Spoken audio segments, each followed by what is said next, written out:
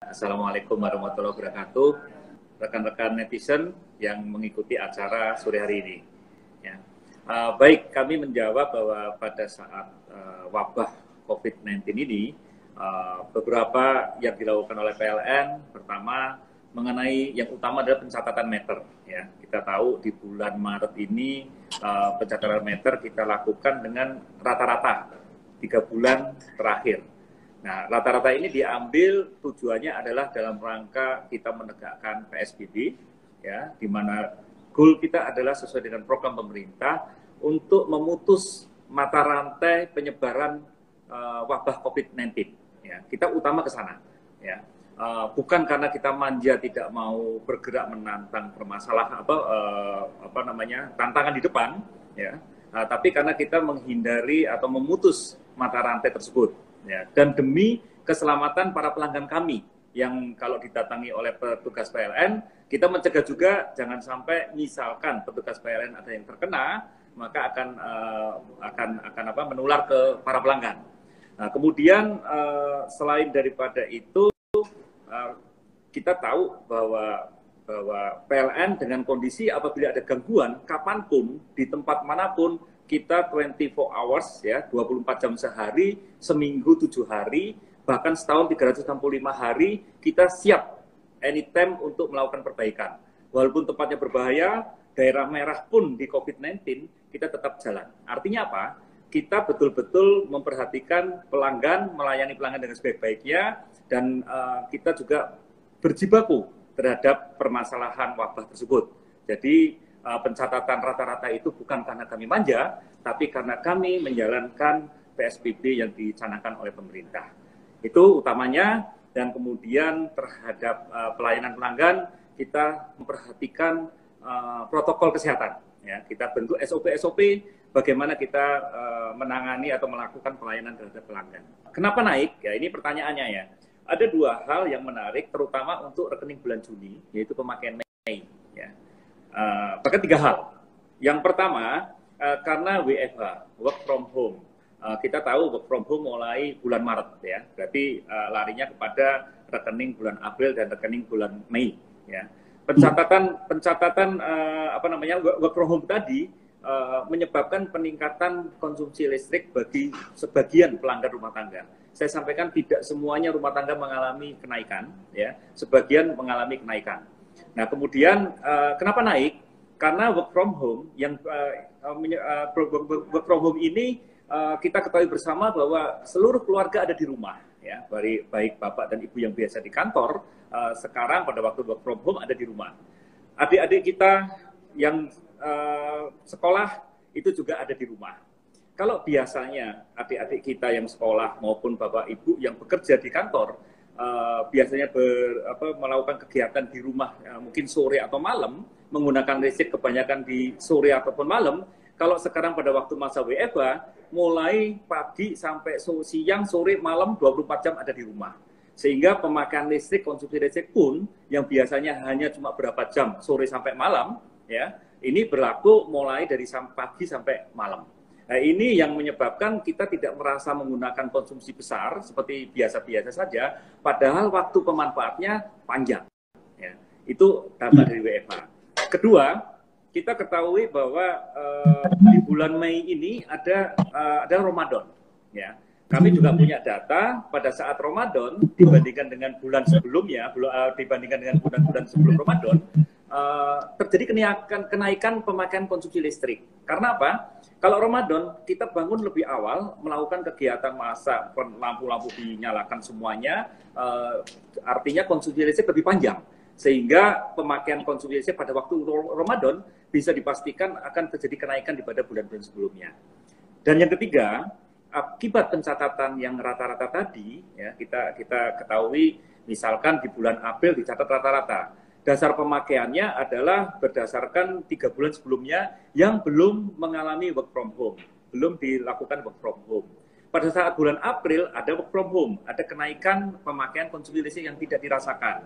Nah, pada waktu bulan April ada kenaikan konsumsi listrik ini, karena pencatatannya berdasarkan pembayaran tagihan berdasarkan rata-rata 3 bulan, maka tidak terlihat ada energi atau konsumsi listrik yang digunakan oleh pelanggan, tapi belum tercatat atau belum dibayar. Nah, kemudian apabila di bulan Mei juga dilakukan pencatatan rata-rata, maka di bulan Mei pun ada kenaikan yang tidak dicatat, ya, tidak dicatat atau belum dibayar.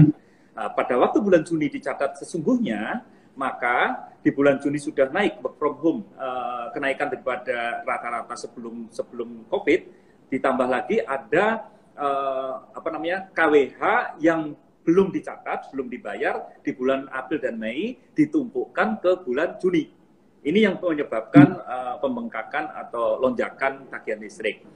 Kita melihat dengan kondisi rekening bulan Mei yang lalu, ya, terjadi lonjakan kemudian ramai. Kemudian kita juga menyiapkan antisipasinya, ya, mengatasi supaya lonjakan itu tidak membuat ramai harapan kami.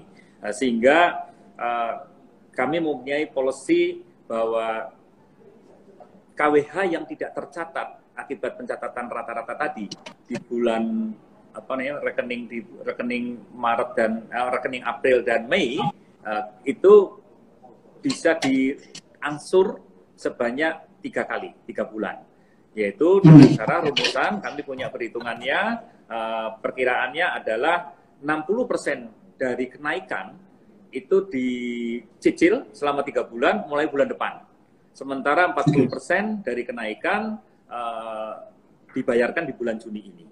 Ya, harapan kami lonjakan-lonjakan ini bisa cukup membantu kepada pelanggan, ya. Kita paham kepada kondisi para pelanggan, sehingga dengan melakukan angsuran tersebut bisa meringankan. Misalkan saya punya tagihan per bulan biasanya taruhlah biar mudah ya 1 juta misalkan, ya, bulan Januari, Februari, Maret atau 3 bulan sebelumnya 1 juta.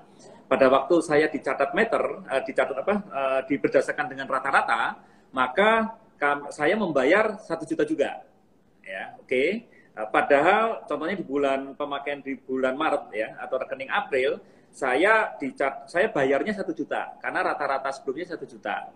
Padahal pemakaian saya adalah lebih dari 1 juta.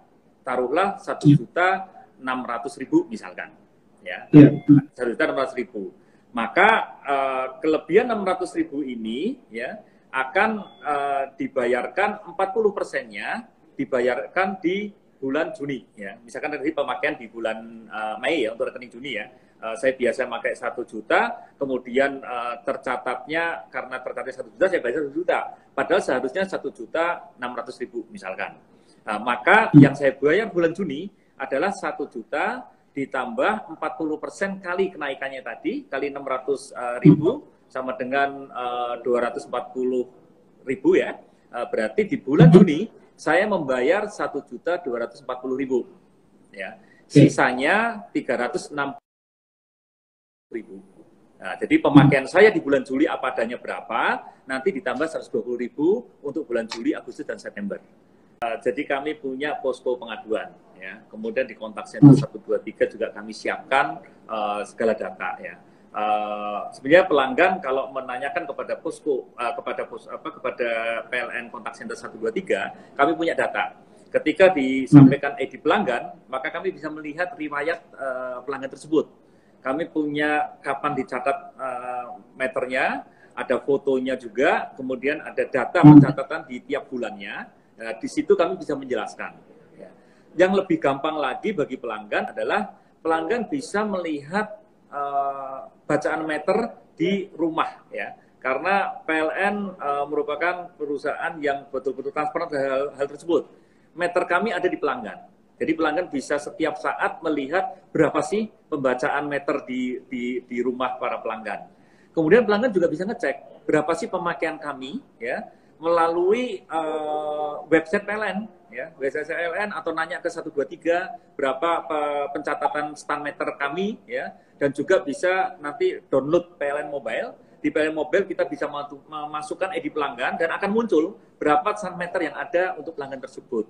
Nah, dari data yang tercatat di informasi dari kontak center atau dari web PLN atau dari PLN Mobile, pelanggan tersebut bisa mencocokkan dengan meter yang ada di rumahnya, ya. seharusnya yang tercatat di apa PLN Mobile atau informasi dari kontak center itu lebih rendah daripada harusnya lebih rendah daripada ini meter, ya. Karena apa? Kemungkinan dicatat berapa hari yang lalu, kan masih ada pemakaian, sehingga yang ada di meter lebih tinggi.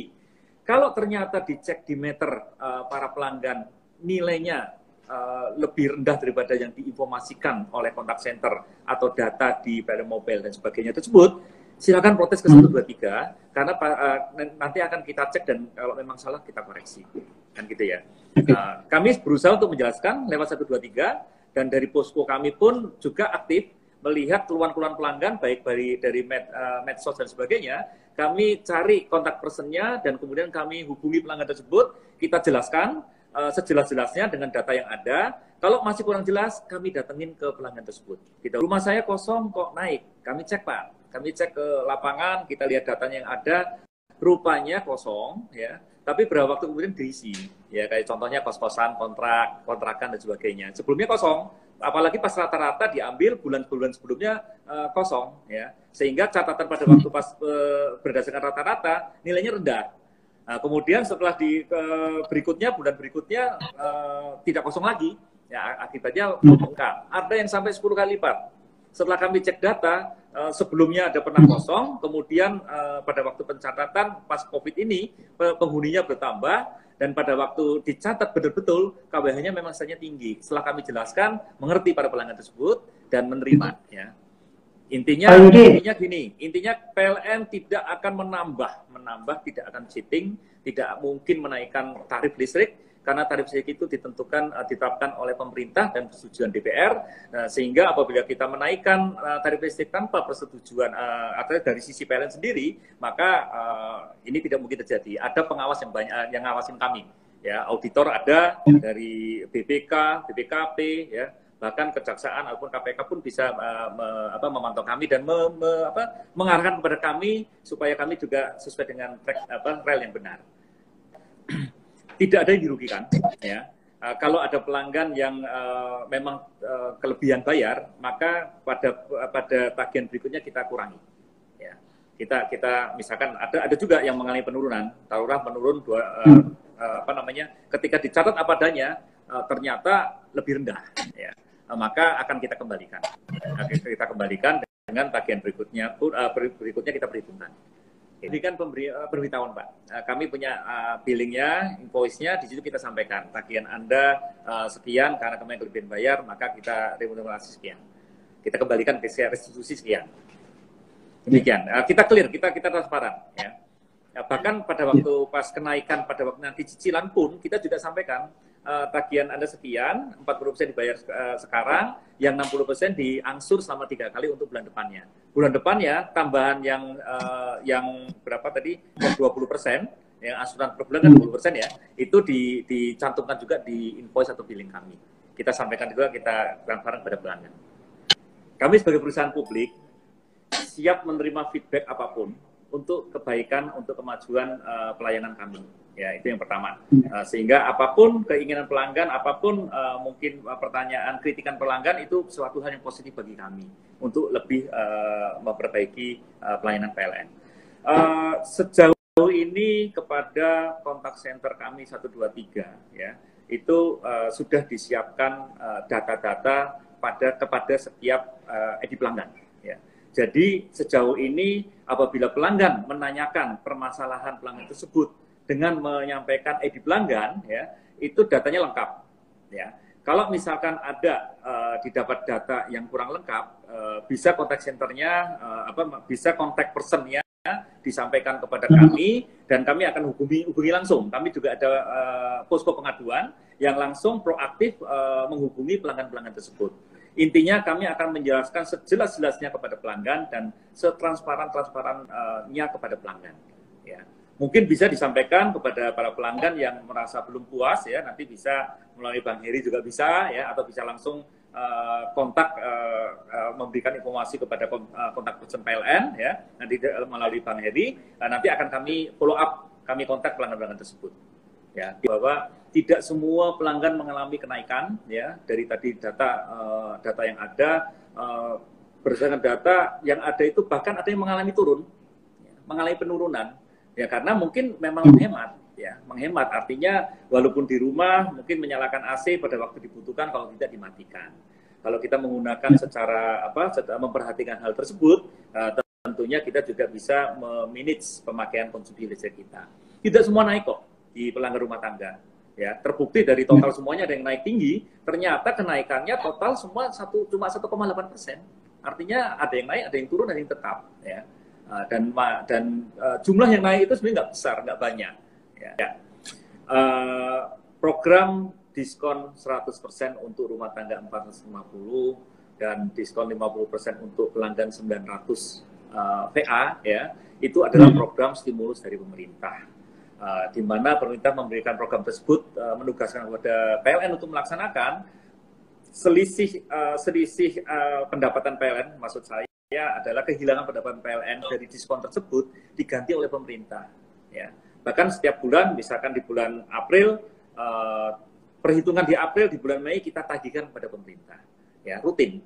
Satu bulan berikutnya kita sampaikan tagihan terhadap pemerintah. Dan ini akan diganti oleh pemerintah karena stimulus itu program pemerintah.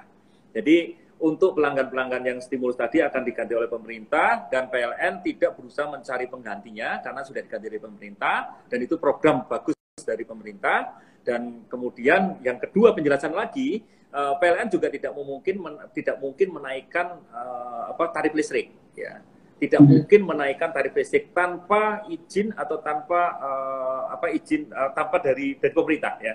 Karena data TDL itu, tarif dasar listrik itu dari pemerintah, Pak, dan disetujui oleh DPR, ya. Tidak mungkin juga pemerintah memberikan kenaikan tarif tanpa tujuan DPR.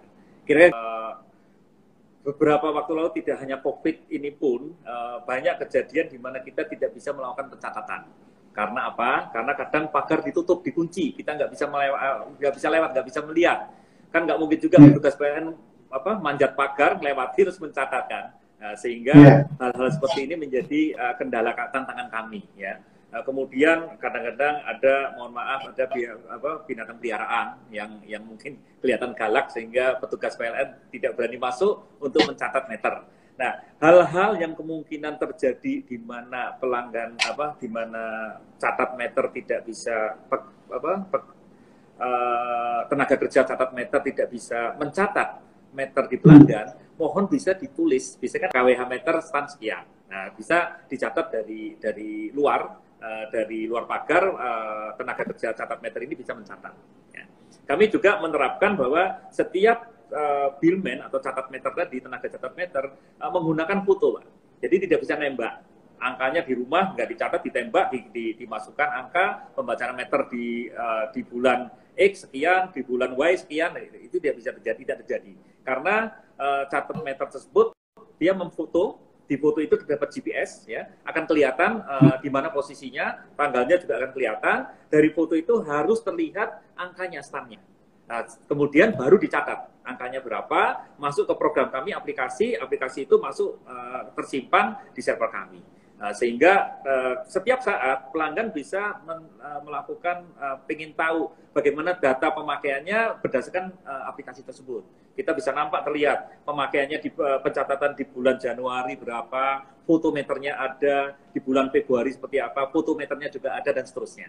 Nah, itu jelas benar-benar clear, transparan, dan bisa diaudit, bisa dicek.